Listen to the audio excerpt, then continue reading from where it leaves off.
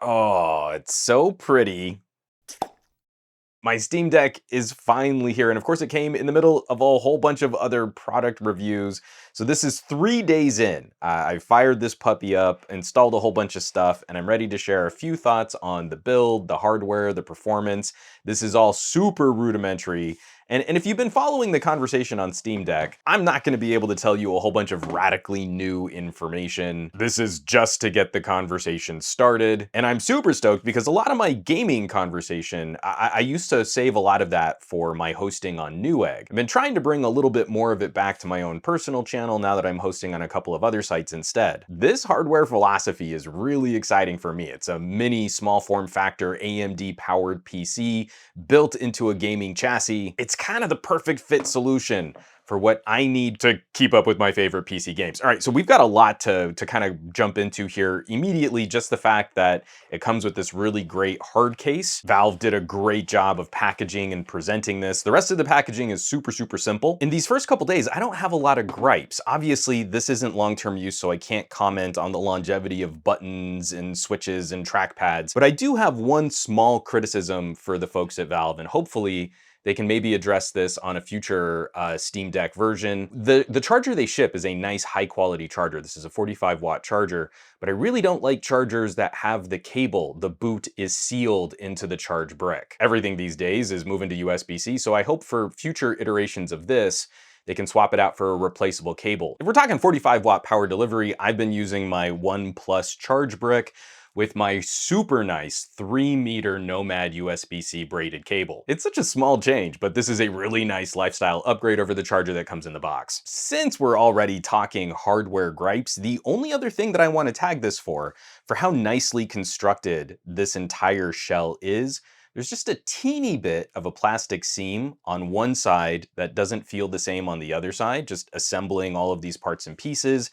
And there's ever so slightly just a tiny little click of case flex on the bottom edge in the center of the screen. I am absolutely gobsmacked. I am shocked for a first generation product and for the kind of shipping delays that we've seen from Valve getting these products out into consumers' hands, how well built and how good the rest of this feels. Now, I'm gonna go ahead and keep the screen on for the rest of this video, so you're probably gonna be hearing the fan kick on. The more graphically demanding a game is, the louder that fan's gonna run, but you can pretty much always count on some air leaving your Steam Deck.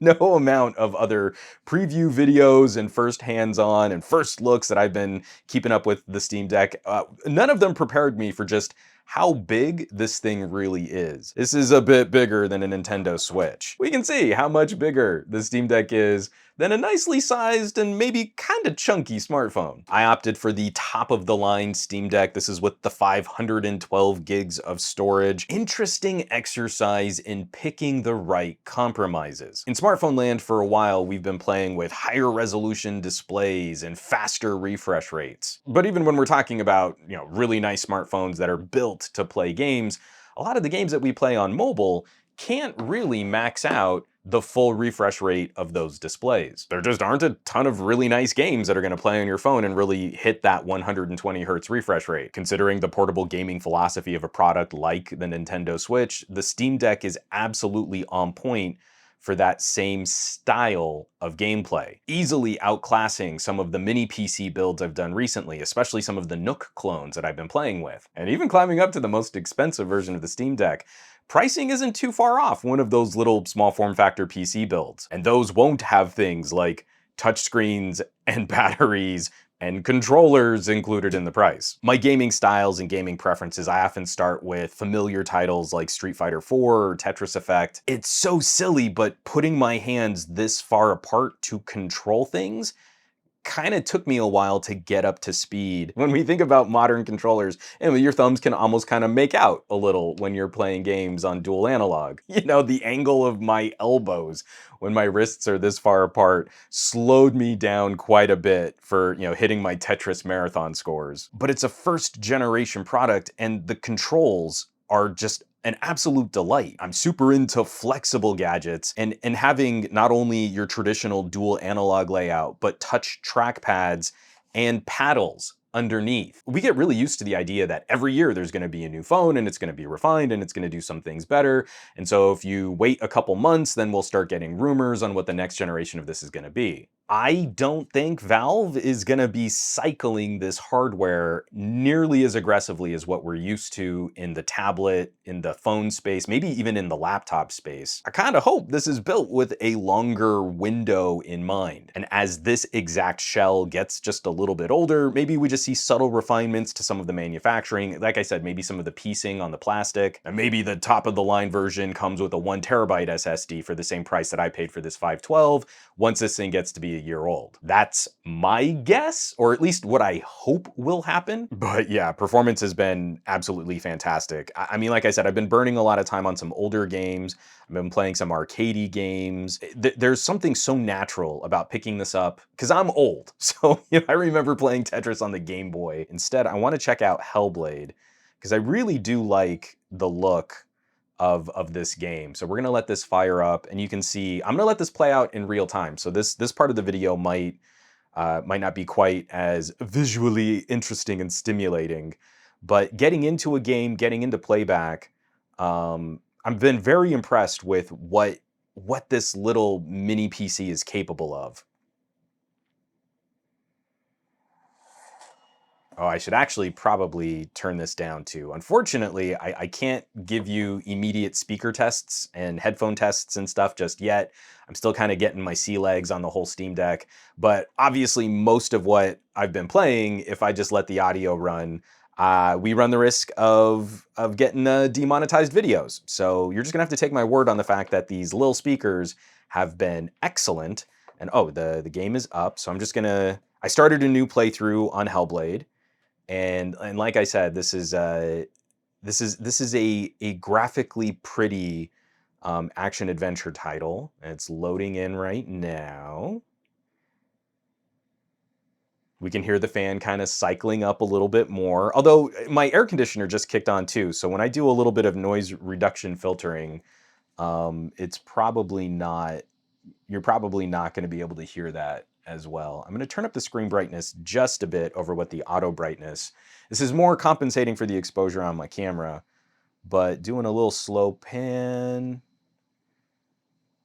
And this is the very beginning of the game, so we're not dealing with anything too crazy. But lighting effects, animation styles, gameplay, all really smooth. Now, this game, when I first started playing Hellblade, it was a bit of a challenge on my 1080 Ti. And since then, I'm still only on a 2080 for my desktop workstation. But I think that's also one of the things that makes me so excited about this project, about this philosophy in general. I am in an odd place right now with PC gaming. I've got this really great monster workstation. My older gaming laptop is still in pretty good shape, but I don't want to spend, casual time. I don't want to spend fun time in my office. I do so much work in here. I'm shooting videos, I'm editing videos. My chair gets really uncomfortable after really, really long periods of time. And when I want to kick back and relax, I'd rather not be in this room. So instead, what I often end up doing is I look for gameplay experiences like, hey, maybe I'll fire up the PlayStation and we'll game in the living room. But then if Marie and Lex are watching TV, then I can't really do that. I think that's one of the reasons why I've gotten so into mobile gaming. The ability to just sort of pick up a smartphone, pick up a game, jump right into some gameplay very, very quickly, and have a short form, pleasurable gaming experience. This is all really dark stuff, so I'm going to try and just kind of look around here. Also, I just don't have a ton of time these days. So when I do fire up a game and I'm sitting in front of my PC and I get everything set up and that's what I want to do, it's a lot of work to then maybe only get, maybe it's an hour, maybe it's 15 minutes. So that's one of the reasons why I think I've moved over so much into mobile gaming is you can pick it up and put it down really, really quickly. So, I mean, what do I mean by that? It's like life is busy, life is complicated. So when you need to, you just hit the little power button, sets the game into an immediate save state. Just, everything that we've been so excited about when we come to like a PlayStation 5. You can shut it down really quickly. The game is sort of stored in some quick, easy, accessible place. I push the power button again, and I'm right back. This was another aspect of the Steam Deck I was not prepared for it to work as well as it was advertised to work. And because I geek out about this kind of stuff on smartphones, we just gotta switch this over. This is a PC. It's an AMD powered PC, and we can go into a direct desktop mode, which is built on KDE. It's built on Linux. So show you in real time how long it takes for that to fire up too. Oh, I still had my Firefox browser up. Glad I didn't have anything too embarrassing in my search results there. We're just going to minimize that. And this is a ready to go computer. Again, when we look at how much this thing costs, the starting price is a little bit more than a Nintendo Switch. The upper storage tiers get you into really nice Chromebook and kind of mid pack laptop grade hardware, and yet this thing plays games better than any other product that I've played near its price point, even at this higher price tag. I know there are other boutique-y solutions for these kinds of portable mini consoles. I haven't spent a lot of time using those, but having this kind of immediate accessibility to proper computing, I mean, obviously, if you're looking at what's installed here on my desktop, I've been flirting around with a little emulation. But the fact that I can fire up VLC and watch content on this, and the speakers are really good. The fact that I can install GIMP if I need to, and then plug in through the USB-C into a proper monitor or display makes this a pretty handy travel compute package, because you're not going to run into some of those limitations that people complain about when I like to show off products like Dex or Moto Ready for LG Screen Plus. I had a really lovely conversation with my wife. She's not as into gaming as I am. She's kind of a classic Nintendo gamer, and we spend a lot of time playing competitive Tetris rounds against each other. She's pretty good at Tetris, and I don't think she really understood my excitement when the pre-order for this went live. It wasn't until I started showing her my Steam library. When we were more into console gaming, it was during that transition from the PlayStation 2 to the PlayStation 3. And I think she was really disappointed when we got our PlayStation 4 how little all of that investment in games and titles transferred over. Very little made it from the PS3 to the PS4. And on the PlayStation 4, we just haven't bought as many games for that console, and I think that experience kind of soured her. So I put this in her hands, and she's going through this list of old titles, and obviously not all of these. This is my entire Steam catalog right now. Not all of these are going to play well. Some won't play at all on the Steam Deck, as we're waiting to see if developers are really going to start supporting this hardware better, but a lot of them do. And she saw, like, oh, Half-Life 2, I remember when Orange Box came out and how we were singing the Portal theme song. You can play the first Portal on your Steam Deck? And I think that's when this all clicked for her. We're not having to support older hardware just to access older titles. All of this keeps moving with future innovations in PC gaming. I think that's the last challenge we should look at for something like Steam Deck. I'm not looking at this as a product category unto itself that's now the completion of the conversation. I think this is the first step. Now, with Valve generating a little excitement about this as a platform, there's nothing stopping any other manufacturer from looking at this as a reference design and building on top of that. I think the last challenge, the last remaining idea for this is if we'll start to see game developers who often optimize for consoles start taking this tier of power and performance into consideration. And just like we can look at a Nintendo Switch and we all know, well, that hardware is kinda underpowered compared to a next gen cutting edge PlayStation 5, you can optimize for a Nintendo Switch and build a unique game experience for that platform that looks and plays amazing. So I've been rambling on quite a bit here. I have a lot of thoughts. I'm days into this. So far, every game I've played, it's been so much fun to fire up. I'm going to have to talk about audio. I'm going to have to talk about more detailed and granular performance metrics. I've already thrown on a mediocre, inexpensive screen protector, just all kinds of goodness. I'm so excited that this, not only is this finally here, but that it genuinely is kind of living up to some of those expectations. There are so many times where new product is announced and they promise you the world.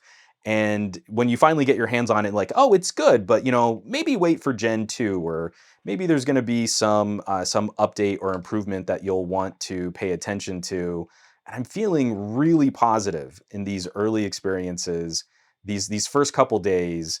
Steam Deck is what I was hoping it would be. I just made a big dumb mistake there. All right, folks, I gotta focus. I gotta pay attention here. So thanks so much for watching, for sharing these videos, subscribing to the channel. Huge thank you to the people that have been supporting the channel. It's been amazing, all of the support lately.